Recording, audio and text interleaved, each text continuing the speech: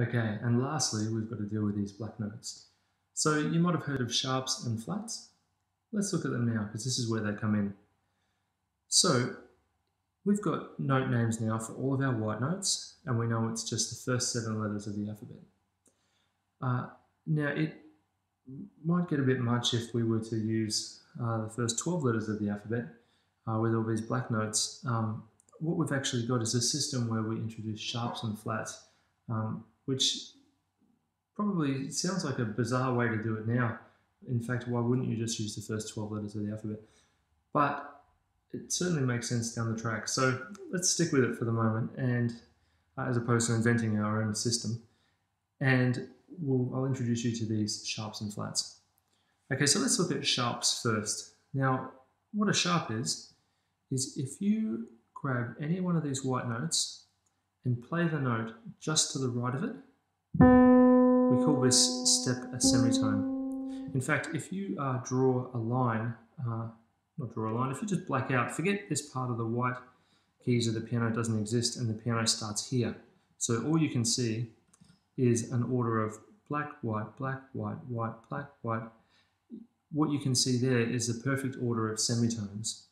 And what we want to do is to find a sharp note.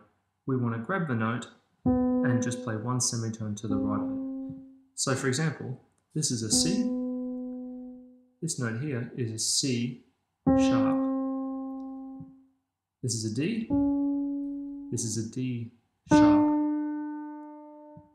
This is an F sharp, a G sharp, an A sharp. That's how the sharps work. Easy, right?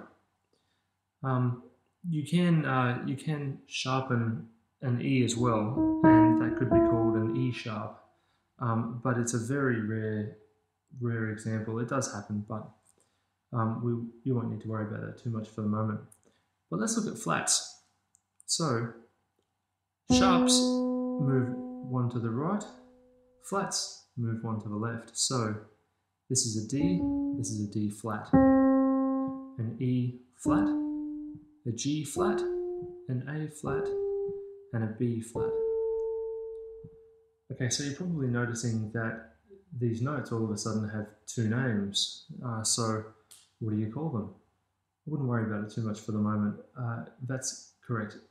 Those notes do have 2 names, and depending on the circumstance where you come across a note depends on whether you call it a sharp or a flat, and that'll all make sense down the track. But for the moment, it really doesn't matter. You can call it whatever you want, provided you're calling it the right note, whether it's a C sharp or a D flat. So that's how the black notes work. Head off now, see how you go with this challenge, and see how you go earning your note locations badge. And I'll see you in the next video lesson.